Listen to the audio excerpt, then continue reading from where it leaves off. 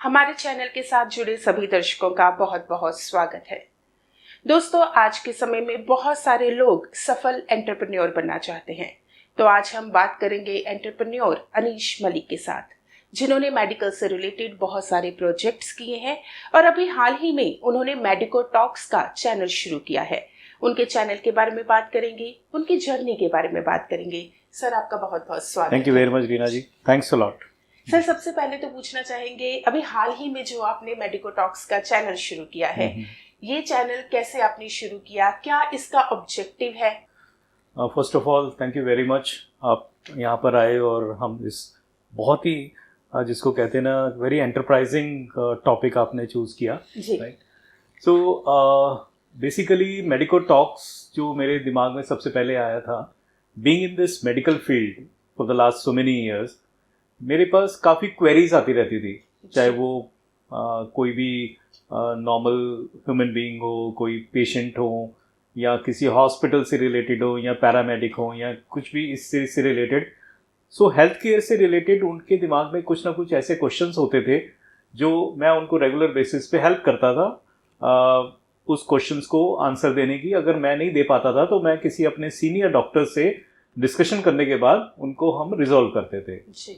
तो मुझे ऐसा लगा कि क्यों ना हम एक ऐसा प्लेटफॉर्म चूज़ करें जो यूट्यूब में हो या फेसबुक है या इंस्टा है, जिसके ऊपर हम लोग डिफरेंट टॉपिक्स के ऊपर डिफरेंट स्पेशलाइजेशन के डॉक्टर्स के साथ मिलके जो उस पर्टिकुलर टॉपिक जो करंट टॉपिक चल रहा हो या ऐसी डिसीज़ है जो वाइड स्प्रेड हो रही है, जैसे पास में अभी कोविड निकला है जी। तो इस तरह के टॉपिक्स को हम लेके जो एक लीडिंग डॉक्टर्स हैं, पर्टिकुलरली मेरा जो फोकस था वो नॉर्थ इंडिया था बेसिकली, तो नॉर्थ इंडिया के जितने भी लीडिंग डॉक्टर्स हैं उनके साथ हम डिस्कशन करते हैं। और इन सारे डिस्कशन में कई बारी तो ऐसी चीज़ निकल के आई हैं जो शायद मैंने भी कई बारी पहले सुनी है। तो एक तो ये पर्पस था। दूसरा, उस केस में हम जो हमारे व्यूअर्स होते हैं बेसिकली उनकी कुछ ऐसी क्वेरीज सामने वो लिख के भेजते थे हमें कमेंट्स के अंदर, ताकि हम उन चीज़ों को फिर हम उन डॉक्टर्स से पूछें और उनको वो आंसर मिले। So that was the basic idea जो हम शुरू करना चाहते हैं। इसको थोड़ा सा हम वाइड स्प्रेड करेंगे, फ्यूचर में इसको और प्रमोशनल वे पे भी लेके आएंगे। जैसे कोई अपना कोई प्रोडक्ट लॉन्च करना चाहते हैं या हेल्थ केयर से रिलेटेड कोई ऐसी चीज़ लॉन्च कर रहे हैं जो they want to put this on our platform, they are most welcome in that। वो सब लोग बहुत मतलब they are welcome in this channel, वो अपनी बात वहाँ पर रख सके। वाकई सर, आपने सही कहा। आज के समय में क्योंकि हर एक इंसान किसी न किसी बीमारी से पीड़ित है और हर एक इंसान चाहता है कि कहीं ना कहीं घर बैठकर उसे जानकारी मिले, तो एक अच्छा प्लेटफॉर्म है जिसे उन्हें पता चलेगा कि क्या प्रॉब्लम्स होती हैं आज के समय में, क्या डिजीजेस हैं और किस तरह से उनका ट्रीटमेंट जो है वो संभव है। सर, जैसे आपने कहा कि आपने बहुत सारे मेडिकल प्रोजेक्ट्स किए हैं, आप काफी सालों से इस लाइन में हैं, तो पूछना चाहेंगे कि मेडिको टॉक से पहले आपने कौन कौन से प्रोजेक्ट्स किए हैं? जी, थोड़ी सी मैं अपनी जर्नी के बारे में बताना चाहूँगा। आपने बड़ा अच्छा सवाल किया। ये शायद जो मेडिकल प्रोफेशन में जो आना चाहते हैं, जो हेल्थ केयर में आना चाहते हैं, शायद उनको भी इसमें हेल्प मिलेगी। Actually I started my career with the very leading pharmaceutical company, शायद आपने नाम भी सुना होगा। अभी तो वो GSK हो गई है, ग्लैक्सो के नाम से है, Glaxo pharma. Way back I joined this organisation pharmaceuticals में, and my first headquarter was Lucknow. तो मैं लखनऊ में मेरी जर्नी शुरू हुई और उस जर्नी में मैं अप्रॉक्सीमेटली 7 years to 8 years मैं उनके साथ था एट डिफरेंट लोकेशंस। लखनऊ के बाद मैं Dehradun, then Meerut, all these towns जो थे वो मैं उन सारे टाउन्स में मैंने बहुत ही लीडिंग डॉक्टर्स के साथ मिला, उनसे डिस्कशन करते थे, कोई नया फार्मास्यूटिकल प्रोडक्ट जो आते थे वो इंट्रोड्यूस करते थे। सो ये सब चीज़ों में मैं in my first few years of my career, so I was actually fortunate to get the company like GSK, Glaxo. It's a world's number 1 pharmaceutical unit. मतलब उस टाइम पे तो नंबर 1 थी बेसिकली, आज हो सकता है कोई और नंबर 1 हो, राइट। तो उसके बाद I am talking about say around 2000 या 97 के around, there was a lab basically in US called speciality laboratory. India में उन्होंने रनबैक्सी के साथ टाई अप किया, तो एक लैब उन्होंने लॉन्च करी SRL। So this SRL lab मुझे ज्वाइन करने का मौका मिला, मुझे अपॉर्चुनिटी मिली as a first line manager there. तो उसमें my journey started in diagnostic field also. तो फार्मा में ऑलरेडी कर चुका था, सो डायग्नोस्टिक का ये ऐसा एक्सपीरियंस था कि आई was in the first few people जो मैं उस ऑर्गेनाइजेशन के साथ अटैच्ड हुआ। आज तो 6-7 हज़ार लोग काम करते हैं वहाँ पर। So I was in the first few, मतलब शायद 20-25 लोग ही उस टाइम पर उस ऑर्गेनाइजेशन में थे। तो उस टाइम पे मेरी ज्वाइनिंग थी लॉन्चिंग के टाइम पे, राइट। तो उसमें मुझे काफ़ी कुछ सीखने को मिला जो टेस्टों से रिलेटेड था, ब्लड टेस्ट से रिलेटेड था। कुछ ऐसे टेस्ट थे जो फर्स्ट टाइमर थे, जो फर्स्ट टाइम हमने लॉन्च किए थे उस टाइम पे। तो उस टाइम पर मैंने जो वो लॉन्च किया, मैं पंजाब आया बेसिकली फर्स्ट टाइम, लुधियाना में। So the Ludhiana was my headquarter. So I used to cover from Jammu and Kashmir till Rajasthan. So this upper north जितना भी था ये सब मैंने ही लॉन्च किया सिंगल हैंडेडली। मेरी टीम धीरे धीरे मैंने बनाई। तो वो एक शायद वो भी एक दौर ऐसा था कि मैं काफ़ी अपने स्किल्स डेवलप कर पाया, राइट। तो in 2007 I got another opportunity to work as a channel partner। अभी तक तो मैं जॉब में था, उसके बाद फिर मैंने अपने आप को थोड़ा सा शिफ्ट किया एज ए एंटरप्रेन्योर। तो मैं ये चाहता था कि अब थोड़ा सा एक डाइवर्सिफिकेशन ऑफ लाइन में जाएं। तो मैंने as a channel partner join किया स्टेम सेल इंडस्ट्री को। So stem cell industry basically बिल्कुल नया कॉन्सेप्ट था, इंडिया में कोई कर नहीं रहा था। स्टेम सेल्स होते हैं जब हम बेबी बॉर्न होता है तो उस कॉर्ड को प्रिजर्व किया जाता है, ठीक है, जिससे हम काफ़ी तरह की बीमारियां बाद में ठीक कर सकते हैं, बच्चे से रिलेटेड और फैमिली से रिलेटेड। सो ये कॉन्सेप्ट कभी मतलब शायद मैंने भी नहीं सुना था। सो ये 2007 में इंडिया में आया था।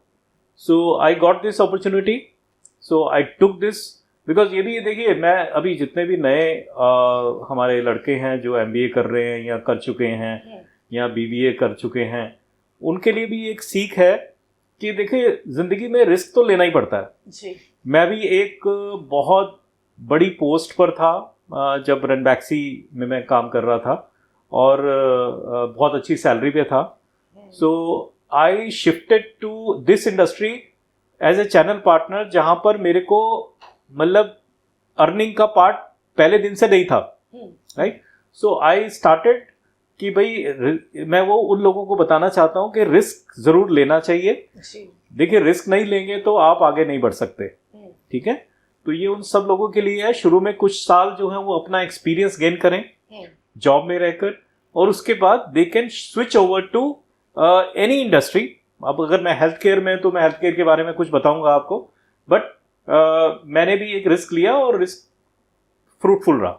मैं तो बाय गॉड्स ग्रेस ऊपर वाले ने काफ़ी मेरे को इस फील्ड में सक्सेस दिलाई।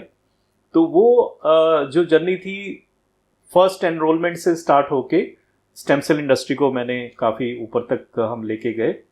इसी दौरान मेरी मुलाकात हुई इंडिया के फर्स्ट ट्राइकोलॉजिस्ट हैं।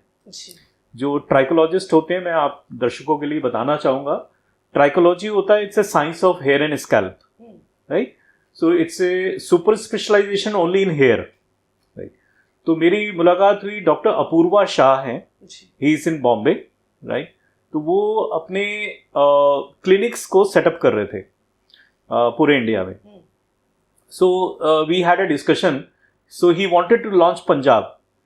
तो देन मैंने मेरी वाइफ के साथ डिस्कशन किया, तो she was very happy to hear कि वो भी अपनी एंटरप्रेन्योर जर्नी शुरू करना चाहती थी कि ठीक है मैं तो कर ही रहा हूँ, तो वो भी साथ में as a channel partner, as a franchisee, she started one of the clinic in Ludhiana in 2007।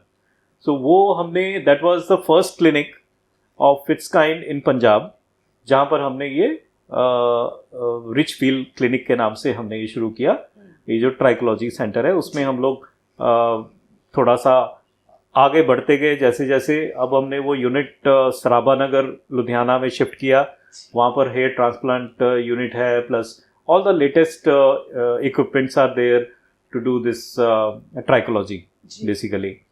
तो ये सब चीज़ें करते हुए लेटर ऑन मेरे को कुछ अपॉर्चुनिटीज़ लेबॉर्ट्रीज में मिलती गई, डायग्नोस्टिक्स में मिलती गई एज ए डायग्नोस्टिक्स कंसल्टेंट, कि जो लोग अपनी कोई नई लैब्स लॉन्च करना चाहते हैं या लॉन्च कर रहे हैं, तो I was basically their consultant कि how to launch, how to operate, और वो टीम मैनेजमेंट कैसे करना है, मार्केटिंग कैसे करना है, ऑपरेशनली कैसे हैंडल करना है, कॉस्ट ऑफ द टेस्ट को हम कैसे रिड्यूस कर सकते हैं, और हम पेशेंट्स के लिए कैसे कॉस्ट इफेक्टिव रह सकते हैं। कि कोई टेस्ट की कॉस्ट पहले बहुत ज़्यादा हुआ करती थी, अब आपने देखा होगा धीरे धीरे कम आ गई। तो we are working on that कि how the cost can come so that patient को ये काफ़ी फ्रेंडली लगे कि वो अपने जनरल जो बॉडी चेकअप्स हैं वो भी रेगुलर बेसिस पे करा सकें, राइट।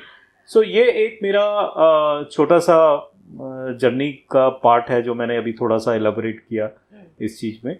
तो that's how it is and I am sure. देखिए, आपने जितने भी नए हमारे कलीग्स हैं, मतलब मेरे समझ लीजिए एक स्टूडेंट की तरह ही हैं जो BBA या MBA कर रहे हैं, या एज ए कोई शुरू में अभी भी जॉब कर रहा है और वो बाद में शिफ्ट होना चाहता है कि मैं एज ए बिजनेस करूं, तो ज़रूर लेना चाहिए वो step.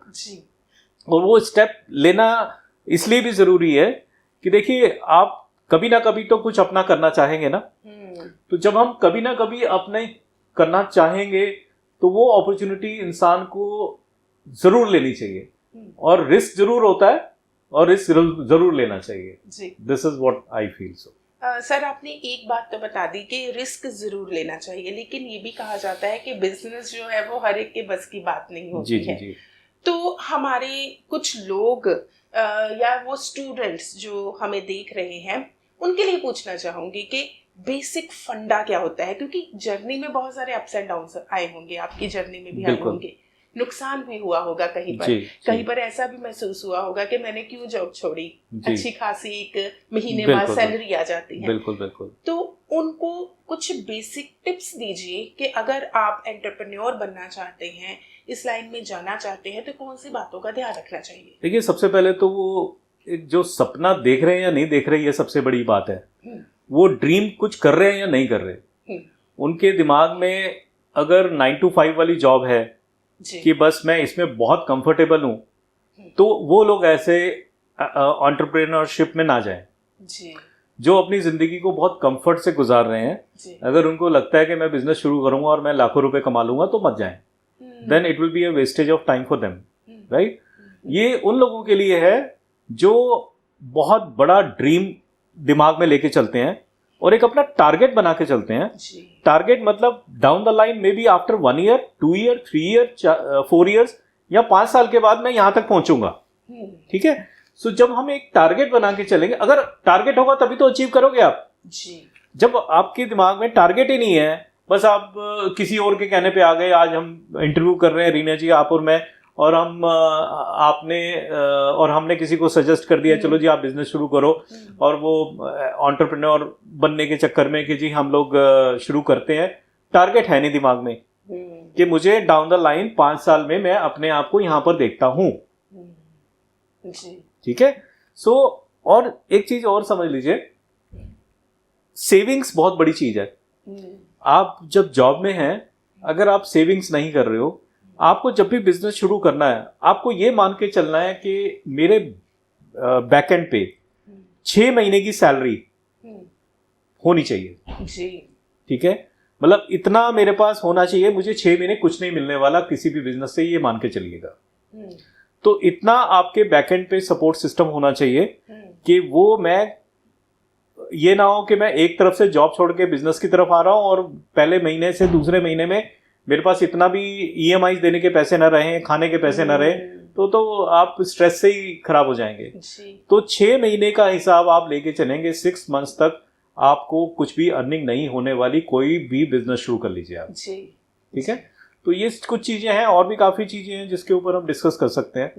And I am sure आज की डेट में जो यूथ है वो बहुत समझदार है, they are more intelligent and they are they do lot of homework before going for anything. जी सर, आपने कीमती समय दिया, बहुत बहुत धन्यवाद। Thank you very much Reena ji, आप आए और इतना आपने हमें टाइम दिया और अपने चैनल पे हमें अपनी बात कहने का मौका दिया। और साथ में शुभकामनाएं मेडिको टॉक्स के लिए। Thank you very much, thanks a lot. जैसे आपकी मेडिकल प्रोजेक्ट्स और सक्सेसफुल रहे हैं, ये भी सक्सेसफुल रहे। तो दोस्तों, आज हम मिले थे अनीश मलिक के साथ, जिन्होंने बहुत विस्तार से बताया कि कैसे हम एंटरप्रेन्योर बन सकते हैं और किस तरह से हमें रिस्क लेने या सेविंग करने की आदत डालनी चाहिए। तो आज के एपिसोड में इतना ही, फिर मिलेंगे, धन्यवाद।